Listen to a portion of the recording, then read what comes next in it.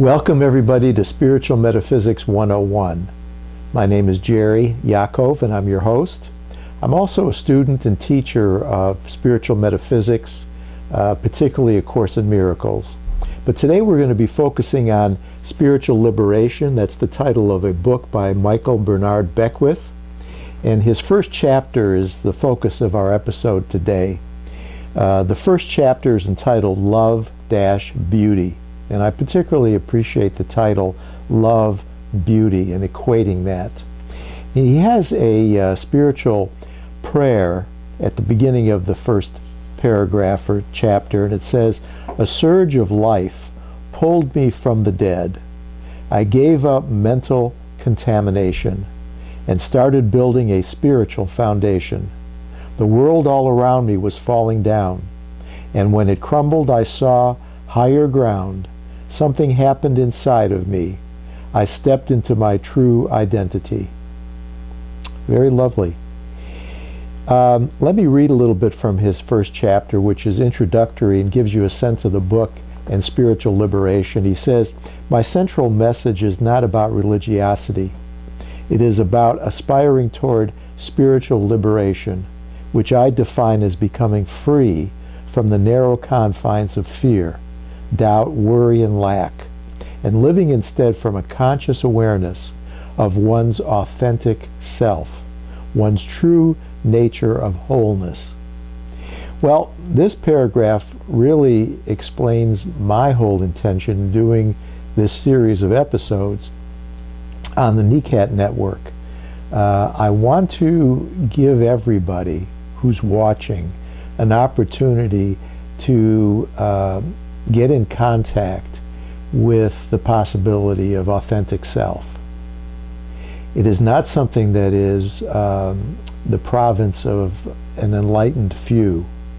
Everybody, with no one and nothing left out, all sentient beings have an authentic self, created in the image and the likeness of love. That was the title of this first chapter, Love and Beauty.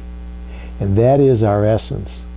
That is the identity with which we want to identify ourselves. And it really goes beyond identifying ourselves with it. And it is more of a becoming, an actualization of it, a realization that that is our true self, love. I define God as love, and the expression of that love is infinite. And infinite expressions of that love do have formations in the world, in the body. At this level of consciousness, we are expressions of love as bodies. At the astral level, if you will, or at a higher level of energy, we aren't bodies. We're simply the energy of love. But while we're in this plane of existence, or think we are, it's helpful to become conscious, awake, mindful. This is a very big topic on my agenda lately. Everything that I do, I'm trying to be as mindful as possible, even when I'm out of sorts. To be mindful means that I'm aware that I'm not centered in the love. There's a wrong-minded condition that I'm engaging in. And that I have the choice that's available to me, since I'm an expression of love, to actualize mindfully the love which I am, and be a conduit, an expression of that love, right-mindedly, as contrasted with the wrong-minded condition of, as Dr. Beckwith says here, fear, doubt, worry, and lack. So we want to become aware and mindful in all of our experiences, in all of our daily behavior. This is a very Buddhist view, if you will, that we're centering our minds in the becoming self-actualized. We're becoming the Buddha. We're becoming the Christ. We're becoming the Krishna.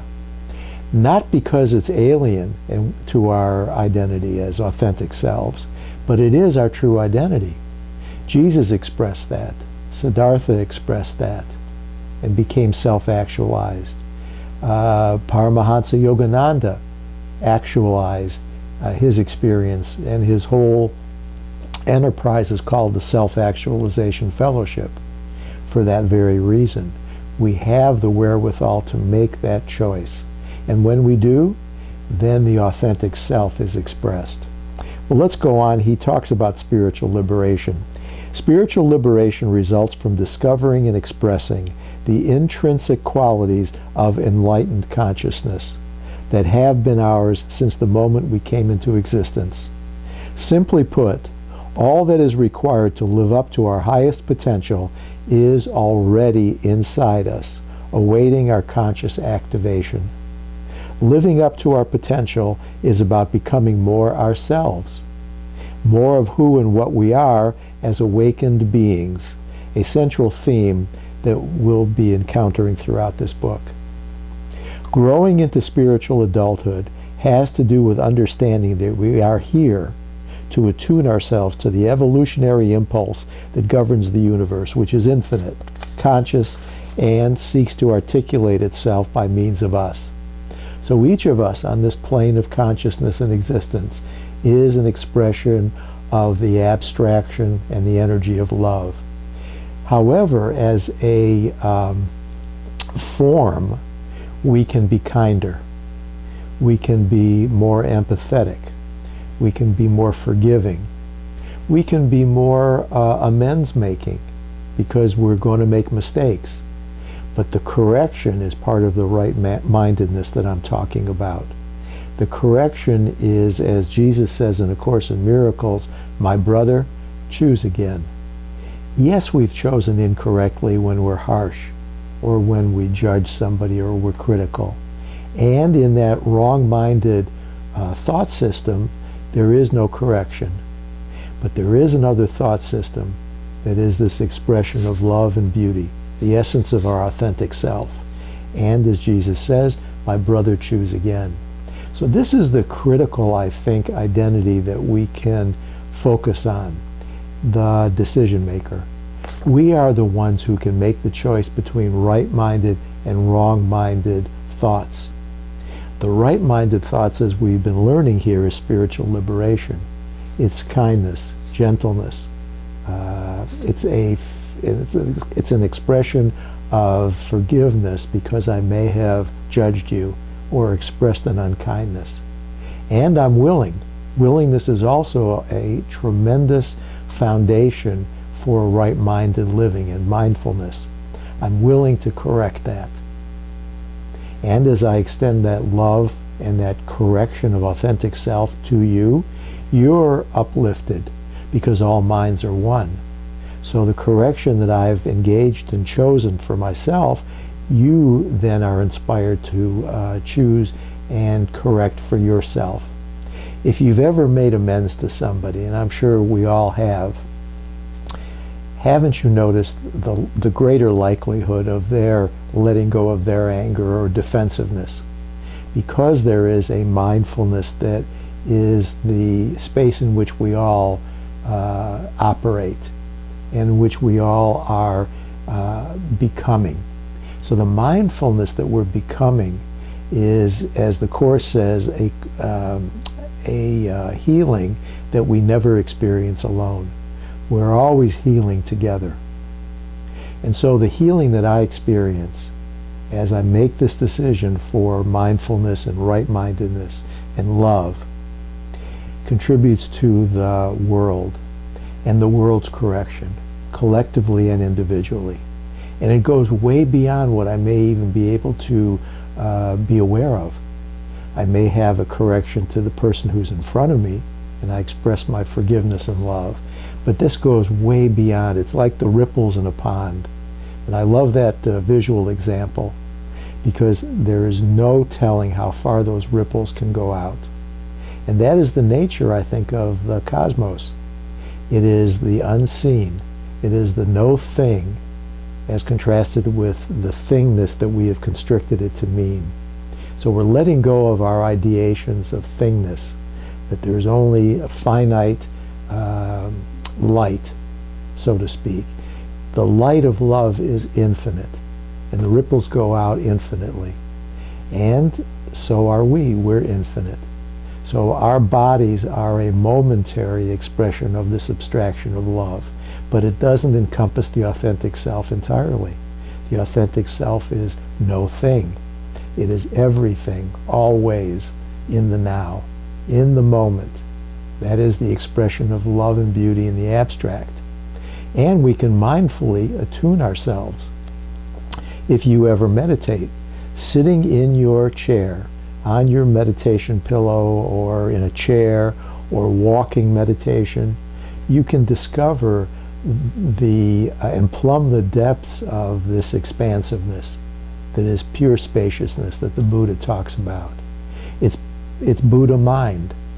It has no limits, and it has no confines. And when we're in the flow of that consciously and mindfully in our right minds, it is an expression of love and beauty. It's an expression of peace.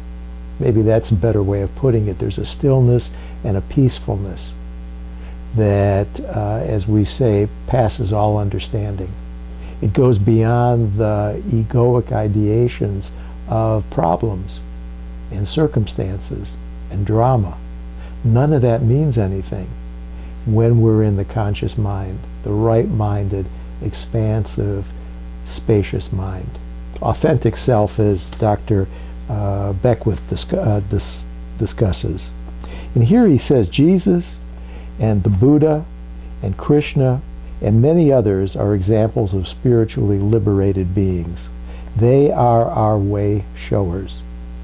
And then in italics, each of them provides a unique map leading to the same destination, whether it's defined as self-realization, which we talked about with Yogananda, enlightenment with the Buddha, Satori, which would be more of a Hindu idea, Nirvana, also Hindu and Buddhist, perfect sanity, samadhi, or ecstasy.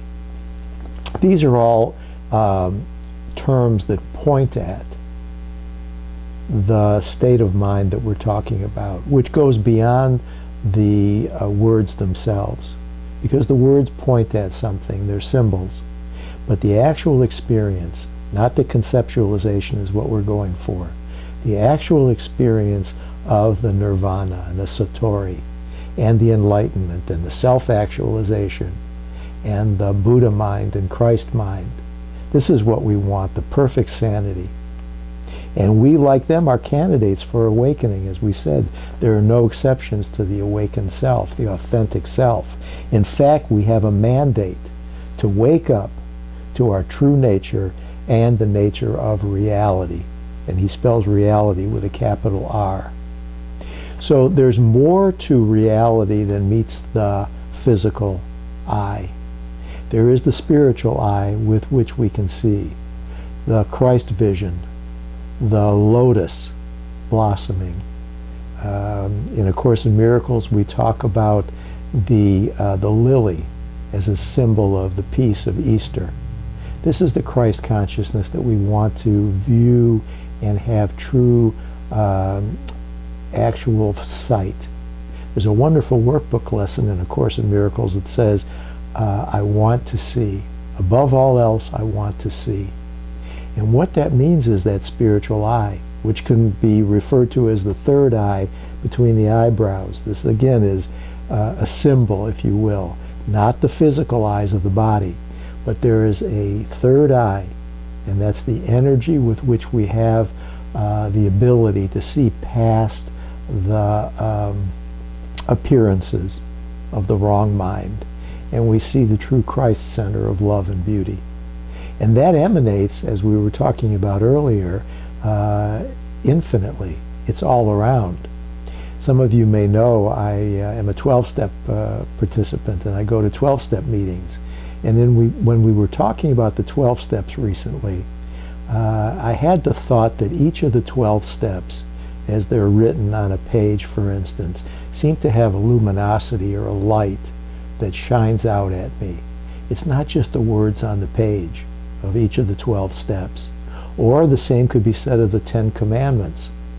You see, there's a bright light a light that is infinite in its nature, that the words symbolize. But then when we go beyond the words, when we go beyond the page, there's something within us that resonates. And that authentic self that resonates is what we're looking to experience, not conceptualize. We don't want to talk about it so much as we want to live from it and as it. And as we're living as it, we know peace and we know nirvana and satori. That is the experience of meditation. And meditation can be an exchange of energy between two people, if it's love and beauty. Or it can be in the silence as a solitary experience, where we're transported into an experience beyond the thoughts of our identity, way beyond the idea of self with a small s, to the ideation, and then past the ideation to the experience of true self or authentic self. Well, let's read on a little bit further. Dr. Beckwith is talking here about alignment with universal laws. As we spiritually mature, we discover that there are universal laws that can be used to accelerate our evolution. These spiritual laws are, first of all and foremost, available depending on the spiritual path that you select. For instance, the Four Noble Truths of Buddhism. They give us the foundation, the Four Noble Truths: respecting life, respecting others, deep listening. These are the kinds of universal laws that are also in the Christian mystic tradition of deep listening, deep abiding with another, a true empathy, the true nature of identification and interbeing, the interbeingness and the interdependence that we have with one another rather than the ego's idea of separation. These are all important foundations that he's talking about as universal laws. We have to be mindful of these laws. And it's a collectivism. It's a collaboration. It is never one person going on one's own to the exclusion of others. This idea of self-reliance is a mistake. It's an idea that we in some way are independent and separate from others and from our Creator. And the nature of our Creator and of creation is that everything is interdependent. When you go out on a walk and you're meditating on nature, for instance, you can have a wonderful experience of that interdependence. I went out today, this is springtime, and there was just this upliftment that I felt as I was using the third eye, using that spiritual connectedness and vision to see the clouds as they were passing by. And there were some dark storm clouds brewing, but there was also light coming from behind the clouds. We know that the source of light is always behind the clouds. That's a nice analogy, if you will, to the light of love. Whatever is blocking that light of love can be removed by what we're talking about, and that's mindfulness. Authentic self removes the clouds and the light comes through. I had also an experience recently. It was an idea that the light is always present. Even in the midst of darkness, there is light. Otherwise, we couldn't in some way be aware of the nature of the things that are around us. And the evolution, if you will, of the earth as it goes around and then turns towards the sun again reminds us that there's an ever-evolving, ever-present sunlight. And I make that analogy to the love light. It is always there. So how do we make that rotation within our minds? We make it mindfully and consciously. While I'm in what is called, the dark night of the soul, I can see that I'm in my wrong mind. But I can make that evolution in my mind towards the light by consciously deciding to do so. And that is the power that the Creator has given each one of us. the ability to be a co-creator, if you will, of that love and that beauty, that light that is always there, and it's there for us to experience. So I was out on this wonderful walk, and I was experiencing the meditation, and I wanted to share in this episode something. It's a suggestion for those of you that are looking towards expanding your meditation practice. Try a walking meditation. With each step, use a prayer or a mantra that corresponds with either each step or every 2 or 3 steps. And I noticed that I was using a 3-word mantra today that corresponded with every 6 or 8 steps that I took, and with my breathing. I was trying to correlate the breathing and the steps and the mantra as well as I could, as well as taking in, not in an effortful way, but taking in everything that was interbeing with me. Again, there's no separation. There's an interdependence of love, light, and beauty. And when you're in that right-minded state of love and light and beauty, then you know true peace. And then you are aware. And I think that the self-awareness that we're talking about is the spiritual liberation that Dr. Beckwith is writing about. So we're talking about universal laws. I hope you're getting a sense from this discussion that the universal laws really apply to every one of us. None of us are bereft of those laws. It's, you know, and it's been said very often, universal laws are not a respecter of persons. They are very impersonal. However, it's available for each of us to align ourselves with those universal laws. And when we do that, then there is a natural confluence of peace and light, love and beauty. It comes in an instant. As the Course in Miracles say, there's a holy instant where that forgiveness and that love simply brings us to a state of full awareness. And we are in that moment. It's a self-consciousness that goes beyond consciousness. And it's a self-awareness. And I think there's a distinction between awareness and consciousness. Consciousness is when I'm still thinking that I'm Jerry Yaakov and I'm having a peaceful moment. Whereas awareness that we're discussing here and true spiritual liberation is where I don't identify with my body, I don't identify with my story or my drama or my history or any of the ideas and concepts that I have collected about myself, about the past, and my hopes and dreams for the future. There's just this authentic feeling of peace and abstract love and beauty. Well, that's what we're looking to plug into with universal laws.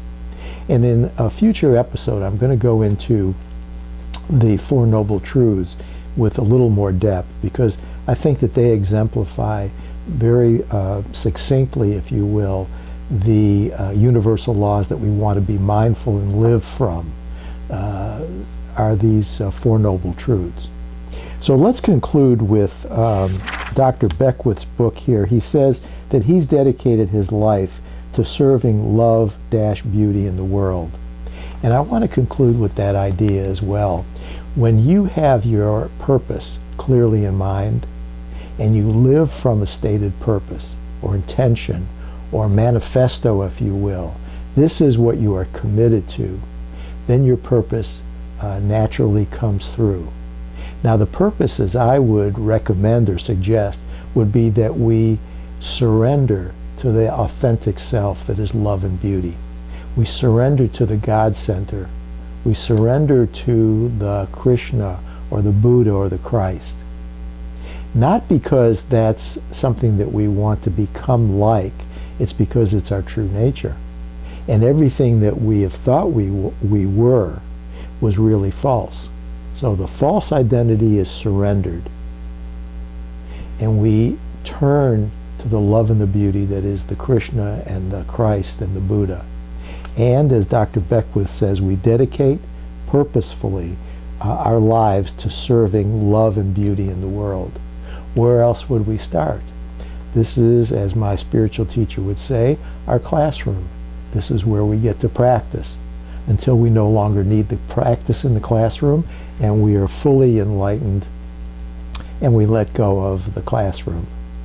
But until that happens, this is the state of consciousness that we find ourselves believing in.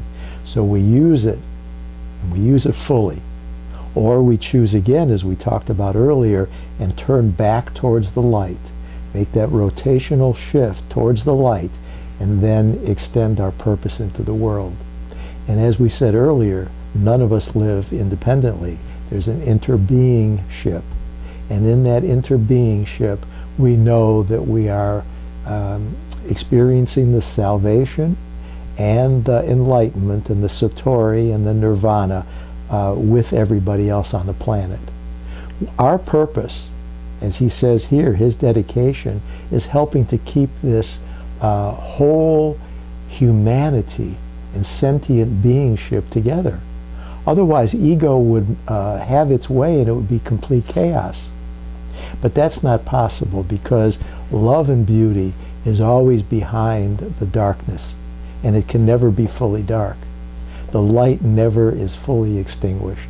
And we want to dedicate our lives to the expression and the extension of that light in our words, in our thoughts, in our behaviors.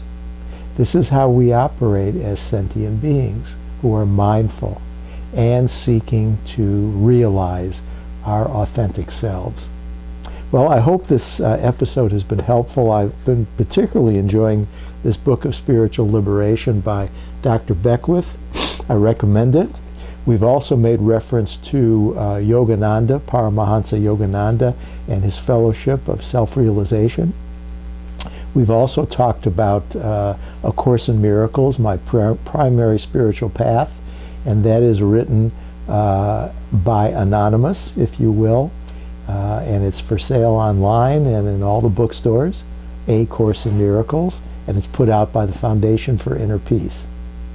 And so with that, I want to conclude with the workbook lesson that I always make reference to from A Course in Miracles, and that is that you and I are as God created us. And what that means is that we are the authentic self, both individuated in the space and time continuum and as one, as interbeings, as the collective consciousness of love and beauty. So do what you can to extend as an individual expression and as a collective interbeing expression of love and beauty. Be purposeful in your life, one day at a time, each moment at a time. Be purposeful. And remember, we are as God created us. Shalom, peace, and we'll see you next time. Namaste.